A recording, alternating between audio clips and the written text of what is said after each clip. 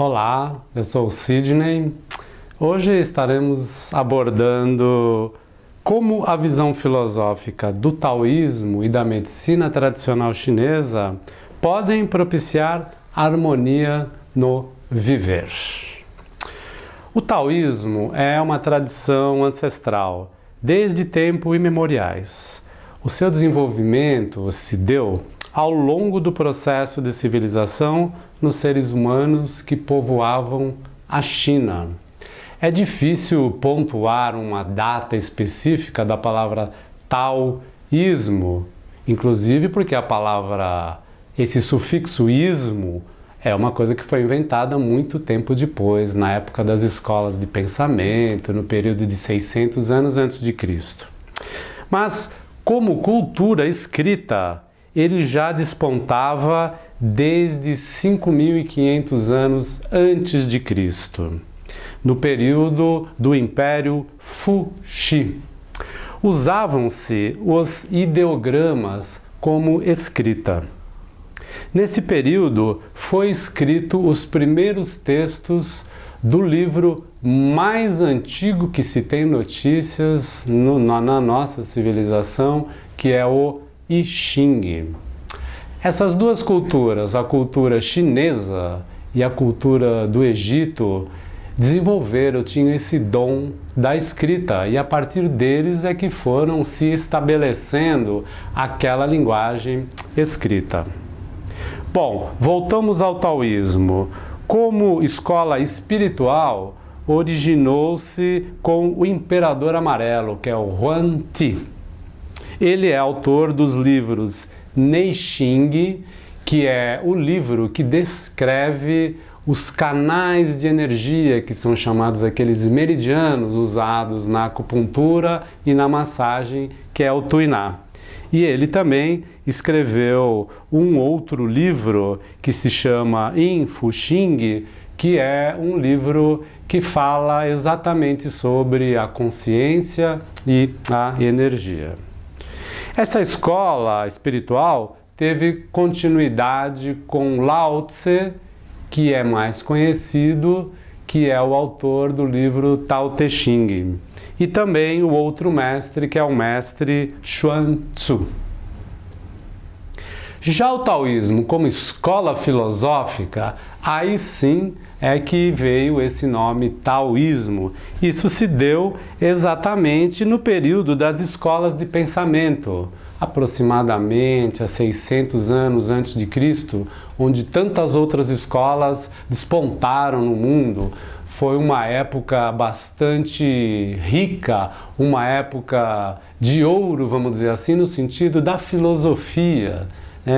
O que é que nos traz a filosofia? A filosofia permite que a gente possa refletir, perceber os efeitos das nossas causas. Já a filosofia taoísta não tem essa vertente como a filosofia ocidental, por exemplo, da Grécia. Ela parte do princípio de tudo que acontece na natureza, todos os ciclos que acontecem na natureza.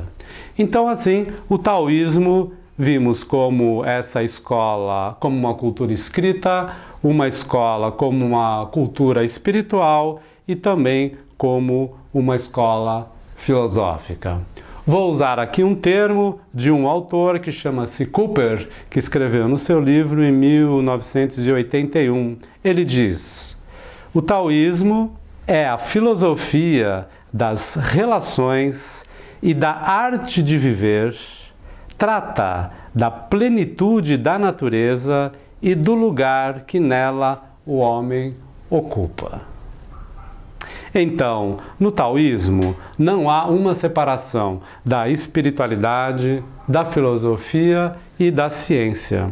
Ao contrário, a experiência de uma leva ao desenvolvimento da outra, algo bastante diferente da nossa cultura ocidental, principalmente depois da Idade Média, quando a ciência ocidental começou a se desenvolver. essa ciência que parte do princípio da mensuração das coisas, uma ciência mais exata, ela também é uma boa ciência, porém ela dividiu o que é o mundo espiritual, o que é o mundo da filosofia e o que é o mundo da ciência. Esse termo que se usa hoje em dia não é comprovadamente científico, é comprovada cientificamente dentro desse parâmetro de uma visão mais pontual, de uma visão mais exata. Já o taoísmo não havia essa separação. Então, quando se pensava de um aspecto da ciência, por exemplo, o efeito que tem quando você pressiona ou quando você insere uma agulha num ponto do seu corpo, não se pensa exatamente só o efeito físico que ele vai ter. Pensa-se também no efeito interno, emocional, no seu sentimento que está relacionado àquilo, e pensa-se também que ao mobilizar aquele ponto, você está desenvolvendo um fluxo de energia no seu corpo e desenvolvendo um fluxo da sua própria consciência. Essa consciência dentro do taoísmo está ligado a uma consciência espiritual. Uma das vertentes do taoísmo é exatamente a medicina tradicional chinesa, que aborda a manutenção da saúde e tem as suas terapias. A primeira manifestação terapêutica, ou seja, os primeiros instrumentos na utilização da MTC, medicina tradicional chinesa, foi a utilização das plantas medicinais, coisa que chamamos hoje como fitoterapia. Depois, a descoberta, a criação da acupuntura e também da massagem, que é chamada o Tuiná. Essas são as três formas, os três instrumentos para a manutenção da saúde e também para o reequilíbrio a partir do momento em que já haja alguma desorganização, algum desarranjo. Além da medicina tradicional chinesa, o taoísmo também aborda outros aspectos: a meditação, ritos, cerimoniais e o oráculo, o jogo do oráculo, que é o I Ching. No taoísmo também tem as práticas que são corporais e energéticas. As principais são o Tai Chi Chuan e o Qigong. E também tem as artes do taoísmo. Abordamos algumas como astrologia, numerologia e o Feng Shui, que trabalha com a energia dos ambientes. Então, esse leque do taoísmo é bastante amplo, ele abordou todos os tipos de manifestações e todos os instrumentos para uma reorganização quanto um ser físico, um ser anímico e um ser espiritual. Bom, todos os conceitos ligados à medicina chinesa e o taoísmo estão absolutamente ligados à energia e estão ligados também à consciência e à unificação da energia com a consciência. E todas as referências estão ligadas à natureza, aos ciclos da natureza. Os ciclos da natureza é que permitem a preservação da vida, não é? Se estivermos conscientes e conectados com a sua energia, também preservaremos a nossa vida. A energia no taoísmo, na medicina chinesa, é chamada Qi, e a consciência ou espírito, que é o mesmo ideograma, é chamado Shen. O conceito fundamental do fluxo de energia é chamado Tai Chi, que engloba o Yin e o Yang. Dentro do círculo maior é representado o fluxo de energia, que é o Qi, que é a manifestação da unidade. Para que essa energia tenha um ciclo constante, existem as duas forças opostas e complementares. Uma é a força Yang.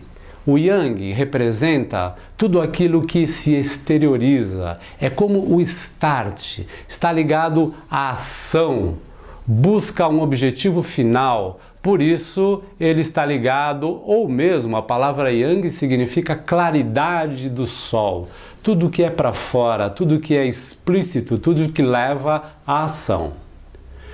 O outro lado, ou outra força, que é oposta, porém complementar, é chamado Yin.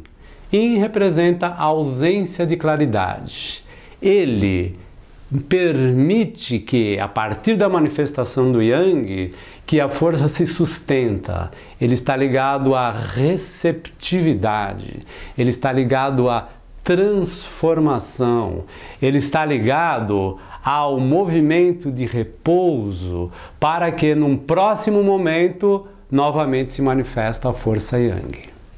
E observamos também nesse símbolo do Tai Chi, quando o Yang ele começa a crescer, quando ele está no seu ápice, naturalmente nasce uma pequena semente da força Yin. É chamada o jovem Yin. Então este é um processo natural. Uma força, quando ela está no seu ápice, naturalmente nasce o brotinho do seu oposto, exatamente para que haja essa dinâmica complementar. E isso acontecerá também na outra força. Na força Yin, ela começa a crescer, quando ela está no seu ápice, brota-se aquele jovem Yang, que permitirá esse ciclo de continuidade, esse ciclo de oposição complementar. Este é um conceito fundamental do taoísmo chamado Tai Chi, que engloba o Yin e o Yang. Outro aspecto importante é perceber os ciclos da natureza.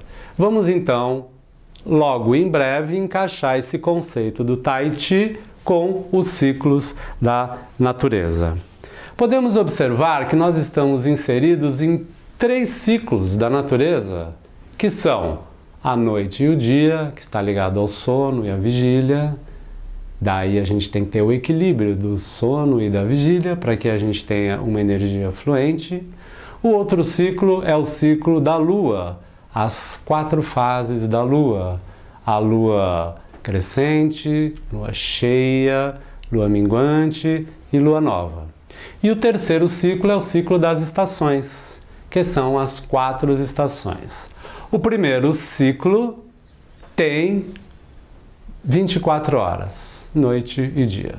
O segundo ciclo da lua tem 4 semanas, 28 dias. E o terceiro ciclo das estações tem 12 meses. Então, nós vivemos um ciclo diário, um ciclo em um mês e um ciclo em 12 meses, passando por todas essas etapas. Vamos então destrinchar um pouquinho essas etapas. Podemos pensar em 4 referências. A primeira referência é o despertar. Quando as coisas surgem, quando a manifestação aparece. Então é o momento do despertar. O segundo momento, esse despertar ele cresce e chegamos no ápice da manifestação. O terceiro momento é o início do recolher. Pois, como vimos no conceito do Yin e do Yang, quando uma força está no seu ápice, naturalmente ela vai para a sua força oposta. E o quarto momento seria o ápice do recolhimento. Vamos então colocar o conceito do Yin e do Yang nesse ciclo com as 4 referências. O jovem Yang está ligado ao despertar. O Yang está ligado ao ápice da manifestação. O jovem Yin está ligado ao início do recolher. e o yin está ligado ao ápice do recolhimento. Vamos agora associar essas fases aos ciclos. Aquele ciclo que nós vimos de noite e dia, com 4 referências. A alvorada, às 6 horas da manhã, está ligado exatamente ao momento do despertar. O ápice do dia, ao meio-dia, está ligado ao ápice da manifestação. O ocaso, às 18 horas, está ligado ao início do recolher. E a meia-noite está ligado ao ápice do recolhimento. Vamos agora colocar o outro ciclo das luas. A lua crescente ligada ao despertar, a lua cheia ligada ao ápice da manifestação, a lua minguante ligada ao início do recolher e a lua nova ligado ao ápice do recolhimento. E o quarto ciclo das estações, a primavera ligado ao despertar, o verão ligado ao ápice da manifestação, o outono ligado ao início do recolher e o inverno ligado ao ápice do recolhimento. Chegamos assim a esse ciclo, incluindo os 3 ciclos onde estamos inseridos, junto com o conceito do Yin e do Yang. O que é que isso traz para nós? Como podemos trazer para a nossa vida? Sim, em cada um desses momentos, do dia, da noite, da lua e das estações, o nosso pulso é o mesmo. Em dado momento, nós temos um pulso de acordar, de criar, de começar a manifestar alguma coisa. No outro momento, nós estamos na sua força explícita para fora, se comunicando com o mundo, no nosso entusiasmo. Já no outro momento, é o momento de recolher, porque se não houver esse recolhimento, a nossa energia vai se desgastar, aquele quantum de energia que a gente tinha vai se desgastar. E aquele quarto momento é o momento de se interiorizar, pois se a gente não se interioriza, nós não apreendemos as experiências já vividas. E continuando, o que mais pode trazer para nós na percepção desses ciclos, nesse nosso objetivo, nessa nossa conversa para um bom viver? Vamos agora pensar esses ciclos colocando essas estações e acrescentando mais alguns outros fatores. Vamos iniciar então com a primavera. Qual é o pulso da primavera? A primavera, dentro do conceito da medicina tradicional chinesa, está ligado ao elemento madeira. É aquele que cresce, que desponta, que tudo vem para fora, que tudo se manifesta. O potencial que nós temos como pessoas anímicas, o que é uma pessoa anímica? É aquela pessoa que tem os seus sentimentos. A nossa experiência maior como seres humanos é a vivência das nossas emoções e dos nossos sentimentos. Qual é a força que temos que fica acirrada na primavera? É a força colérica. É a força de ir para frente, é a força de seguir um projeto que vem no nosso ser, ou na nossa mente, ou na nossa ideia. A emoção relacionada é a isso, é aquela capacidade que chamamos de raiva. A expressão que temos é a raiva, ou seja, a raiva ela pode ser vista como algo destrutivo quando ela é projetada em alguém, mas a raiva está ligada à nossa capacidade de determinação. E Cada um desses aspectos que estaremos vendo, ele está ligado a um aspecto que é o fluxo de energia que circula no nosso corpo e estará ligado a 2 meridianos, que são aqueles canais de energia que nutrem os nossos órgãos. Na primavera está ligado ao fluxo de energia do fígado, que a abreviação é F, e a vesícula biliar, que a abreviação é VB. Passamos agora para, a partir da primavera, que é o momento de despertar, para o ápice da manifestação. A estação é o verão. O elemento é o elemento fogo. O potencial que temos é o potencial do entusiasmo, aquele que faz com que a gente se comunique, aquele que faz com que a gente traga para o mundo aquela nossa ideia, aquela nossa determinação. A emoção que está ligado é exatamente a nossa euforia. A nossa euforia muitas vezes pode nos prejudicar quando ela for ao seu extremo, mas por outro lado temos aquela euforia natural, como as crianças têm. E a expressão é exatamente essa, né? Como se comunicar com o mundo através desse entusiasmo e dessa euforia. Os meridianos, esses canais de energias ligados, é o coração e o intestino delgado. O coração, a abreviação é C, o intestino delgado é ID. Passamos agora para o terceiro momento. Anteriormente, nós fizemos um diagrama com 4 referências, né? Aquilo que despertava, o ápice, o início do recolhimento e o ápice do recolhimento. Esse conceito que estamos vendo agora, chamado conceito 5 movimentos ou 5 elementos, ele engloba uma quinta estação, é chamada como a quinta estação. Essa quinta estação é exatamente a passagem entre o verão e o outono.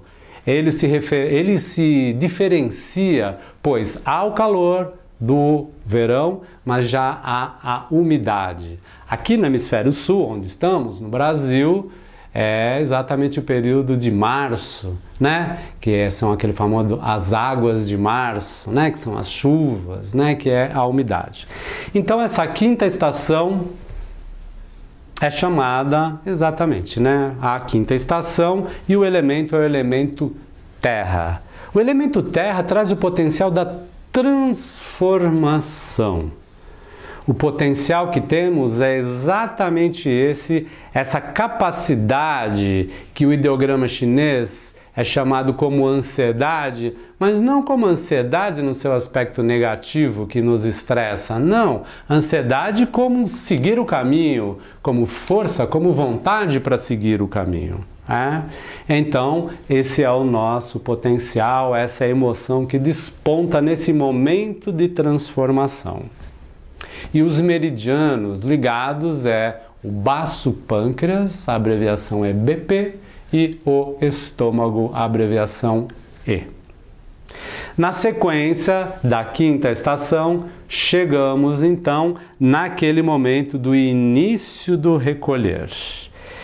A estação é o outono, o elemento é o elemento metal, e o potencial que temos, a tradução de ideograma é angústia. Para nós ocidentais, a palavra angústia significa algo ruim que ninguém quer ter, mas não é exatamente seu significado nessa visão da medicina chinesa. A palavra angústia significa sentir, a capacidade de sentir, a capacidade de refletir. Essa é o potencial que a gente tem, e a gente tem essa capacidade, essa emoção através da nossa própria reflexão. Os meridianos ligados é o pulmão e o intestino grosso. A abreviação de pulmão é P e de intestino grosso é IG. E agora chegamos no momento do ápice do recolhimento. A estação é o inverno, o elemento é o elemento água. O potencial que temos é o medo. Poxa, parece estranho alguém dizendo um o medo ser um potencial? Sim, o medo é um potencial. Imagine se você não tivesse medo, se nós não tivéssemos medo. O medo serve como uma sinalização. Ele permite que a gente veja onde são os bons caminhos, aonde é o perigo e aonde a gente não deve ir. O problema do medo é que quando ele fica retido em nós, quando nós formos dormir com medo, acordar com medo, esse sim é o medo que vai desfazendo a nossa capacidade de força de seguir o caminho. Pois o significado do medo ele é pontual, ele serve como uma sinalização, a gente age de acordo com isso e segue o caminho. Os meridianos ligados ao elemento água exatamente são sistemas de águas do nosso corpo, que é o rins e a bexiga. A abreviação de rins é R e bexiga B. Dessa maneira, completamos essas 5 estações, que é um outro conceito fundamental do taoísmo, da medicina chinesa, que é chamado 5 movimentos ou 5 elementos. A busca da harmonia, que é o tema dessa nossa conversa, é vivenciar todos esses 5 movimentos, pois todos eles são potenciais. O desequilíbrio acontece quando esse potencial vai para um dos seus extremos. Vamos dar um exemplo que a gente já citou. A gente tem a força colérica. Se a força colérica virar irritação, desprezo com o outro, indignação, essa força colérica foi para um extremo. Aí a gente começa a se desequilibrar. Ou por outro lado, se essa força colérica ela não se manifesta, nós nos tornamos pessoas sem decisão, preguiçosas, que só conseguem seguir o caminho grudado em alguém. Então a visão do desequilíbrio dentro dessa conceituação é a observação dos extremos, que todos nós somos vulneráveis. Porém, nós ganhamos esse grande presente quanto Homo sapiens, que é a nossa consciência. Então, se através da nossa consciência, ou seja, a consciência do que pensamos, do que agimos, do que sentimos, nós podemos estar caminhando, como os orientais citam, que é caminhar no caminho do meio.